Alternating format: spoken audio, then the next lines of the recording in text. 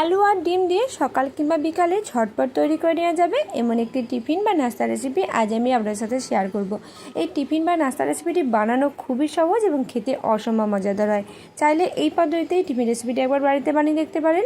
আর বন্ধুরা, ভিডিওটা স্কিপ না করে শেষ পর্যন্ত দেখার জন্য আপনাদের কাছে অনুরোধ রইল, আপনি যদি এই চ্যানেলে নতুন বন্ধু থাকেন অবশ্যই চ্যানেলটি সাবস্ক্রাইব করে সাথে থাকবেন।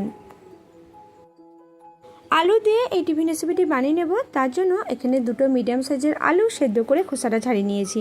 এবার একটা কাঁটা চামচ দিয়ে এই সেদ্ধ করা আলুটা খুব ভালোভাবে থেতো করে নিচ্ছি বা ম্যাশ করে নিচ্ছি। আমি এখানে একটা কাঁটা চামচ দিয়ে এই সেদ্ধ করা আলুটা খুব ভালোভাবে মেখে নিচ্ছি বা থেতো করে নিচ্ছি।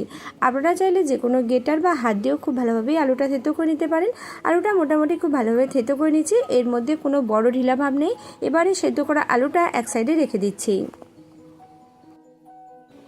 এবার এখানে নিয়ে নিয়েছি 250 গ্রাম মতো ময়দা। এই ময়দাটা একটা পাত্রের মধ্যে ঢেলে নিলাম।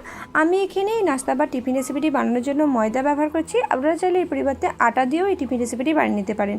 এবার এর মধ্যে দিয়ে দিলাম অল্প পরিমাণে লবণ আর সাথে দিয়ে দিলাম 1 চামচ মতো সাদা তেল। এবার এই তেল এবং লবণ খুব ভালোভাবে ময়দার সাথে মিশিয়ে নিচ্ছি।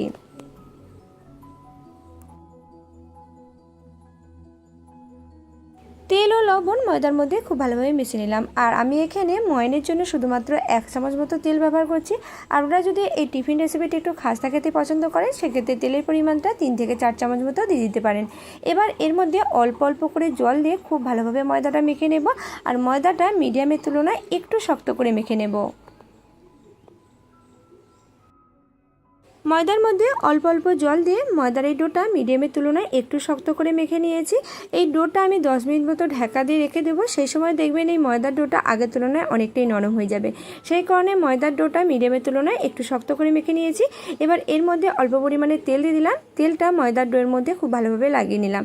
এবার এটা ঢাকা দিয়ে মোটামুটি 10 মিনিট মতো রেস্টে রেখে দেবো। এবার কড়াই দিয়ে দিচ্ছি 1 চামচ মতো সয়াবিন তেল। এই তেলটা খুব ভালোভাবে গরম হয়ে যাওয়ার পর তেল কড়াই চারপাশে খুব ভালোভাবে চালিয়ে নিচ্ছি। এবার এর মধ্যে দিয়ে দিচ্ছি দুটো ডিম। আর ডিম দুটো আমি আগে থেকেই ফাটিয়ে নিয়েছি। এবার গরম তেলের মধ্যে ছেড়ে দিলাম। এবার এই ডিমটা অনবরত নাড়াচাড়া করে ভেজে নিচ্ছি। আর এটা একদম ছোট ছোট করে ডিম ভুনা তৈরি করে নিচ্ছি।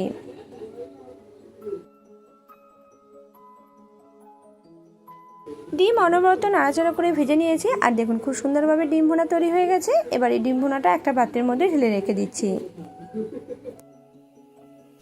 এবার কড়াইয়ে আরও 1 চামচ মতো সয়াবিন তেল দিয়ে দিয়েছি। আর তেলটা গরম হয়ে যাওয়ার পর এর মধ্যে দিয়ে দিলাম 1/2 চামচ মতো আদা কুচিটা হালকা করে ভেজে নিচ্ছি।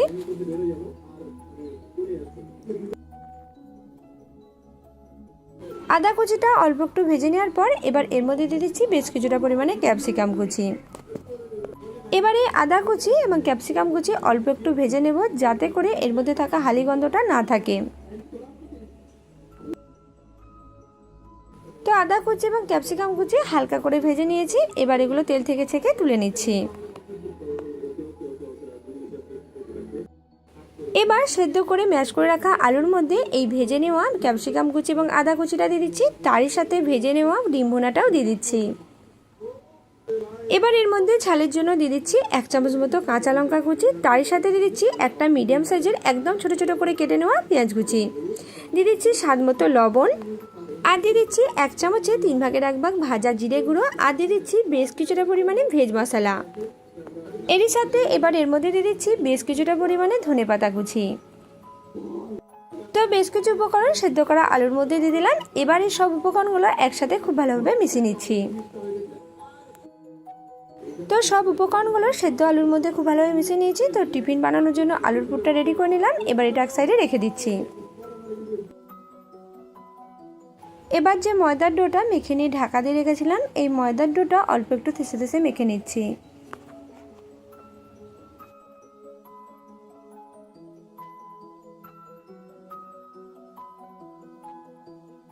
ময়দার এই ডোটা থেসে থেসে খুব ভালোভাবে মেখে নিয়েছি। এবার এই ময়দার ডোটা চাকির মধ্যে রেখে লম্বাটে করে নিচ্ছি।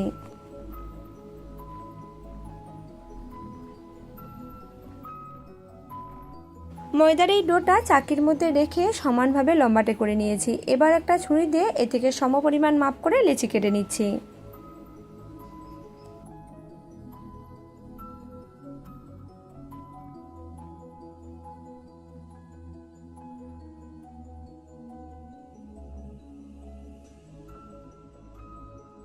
সমপরিমাণ মাপ করে ময়দার ডো থেকে সব লেচিগুলো কেটে নিয়েছি। এবার এগুলো গোল গোল করে পাকিয়ে নিচ্ছি।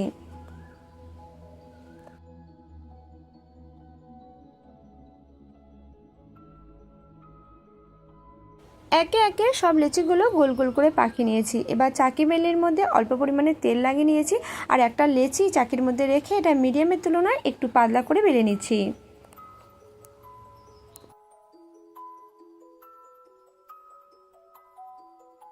তো এই লেচিটা মিডিয়ামের তুলনায় একটু পাতলা করে বেলে নিয়েছি। এবার আগে থেকেই যে ডিম এবং আলুর পুরটা তৈরি করে রাখছিলাম সেই ডিম আলুর পুরটা পরিমাণ মতো এই লেচির মধ্যে দিয়ে দিচ্ছি।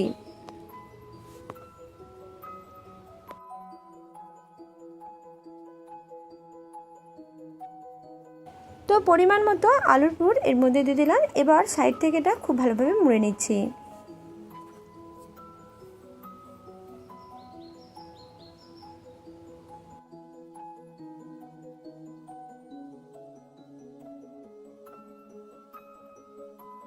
আলুর পুর দেওয়ার পর দু সাইড থেকে এটা খুব ভালোভাবে মুড়ে নিলাম। এবার ওপর সাইডটা অল্প একটু চেপে নিয়ে এটাকে ঘুরিয়ে ঘুরিয়ে নিচ্ছি এবং ঘুরিয়ে ঘুরিয়ে নিতে নিতেই দেখবেন ওপর সাইড থেকে ময়দার যে ডোটা সেটা কেটে নেওয়া হয়ে যাবে। এবার এই ডোটা এক সাইডে রেখে দিয়ে ওপর থেকে হালকা করে চেপে নিচ্ছি। আর এখানে বলে রাখি, এই টিফিন বা নাস্তাটা বানানোর সময় ময়দার এই বাড়তি অংশটা কেটে নেওয়ারই চেষ্টা করবেন। সেক্ষেত্রে কিন্তু এই নাস্তাগুলো খেতে অনেকটাই ভালো লাগবে। আর এই ময়দার এই বাড়তি অংশটা থাকলে সেক্ষেত্রে এটা ভাজার পরও দেখবেন এর মধ্যে অনেকটা শক্ত ভাব রয়ে যাবে আর ভেতরটা কাঁচা ভাব রয়ে যেতে পারে। তাই সবসময় চেষ্টা করবেন ময়দার এই বাড়তি অংশটা কেটে নেওয়ার।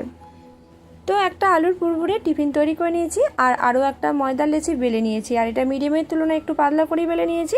আর এর মধ্যেও পরিমাণ মতো আলুর পুর দিয়ে দিচ্ছি এবং খুব ভালোভাবে চারপাশ থেকে মুড়ে নিচ্ছি।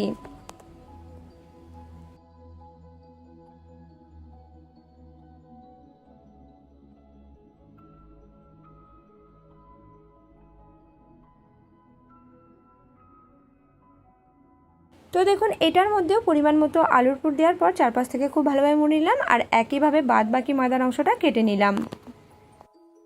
তো এই ময়দার অংশটা বাদ দেওয়ার পর এই টিফিনটা হাতে নিয়ে দুপাশ থেকে হালকা করে চেপে নিচ্ছি। তো দু সাইডটাই হালকা করে চেপে নিয়েছি। দেখুন কতটা সহজভাবে আরও একটা নাস্তা তৈরি করে নিলাম আর একইভাবে বাদ বাকি আলুর পুর ভরা নাস্তাগুলো তৈরি করে নিয়েছি। এবার এগুলো গরম তেলের মধ্যে ভেজে নেব। তার জন্য তেলটাকে মিডিয়াম করে গরম করে নিয়েছি আর একে একে এই আলুর নাস্তাগুলো এর মধ্যে ছেড়ে দিচ্ছি। আর এই আলুর নাস্তা বা টিফিনগুলো ভাজার জন্য তেলটাকে মিডিয়াম করে প্রথমে গরম করে নিতে হবে, তারপর গ্যাসের ফ্লেম মিডিয়ামে রেখে অনবরত উল্টে পাল্টে ভেজে নিতে হবে। এতে করে এর মধ্যে ভেতরটাও খুব ভালোভাবে ভাজা হয়ে যাবে এবং উপরটাও সুন্দর রং আসবে।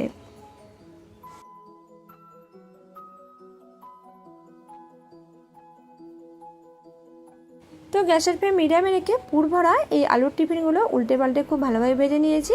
আর খুব ভালোভাবে ভাজার পর দেখুন এর মধ্যে কতটা সুন্দর একটা রং চলে আসছে আর এগুলো আগের তুলনায় কতটা ফুলে গেছে, দেখতে কতটা সুন্দর লাগছে। এবার একে একে ছাঁদা দিয়ে ছেঁকে একটা পাত্রের মধ্যে তুলে রেখে দিচ্ছি।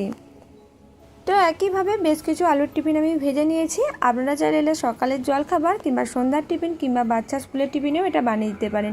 এই রেসিপিটি বানানো খুবই সহজ আর খেতে অসম্ভব মজাদার হয়। চাইলে এই পদ্ধতিতে এই রেসিপিটা একবার বানিয়ে দেখতে পারেন। আর এই রেসিপিটা আপনাদের কেমন লাগলো অবশ্যই কমেন্ট করে জানাতে ভুলবেন না।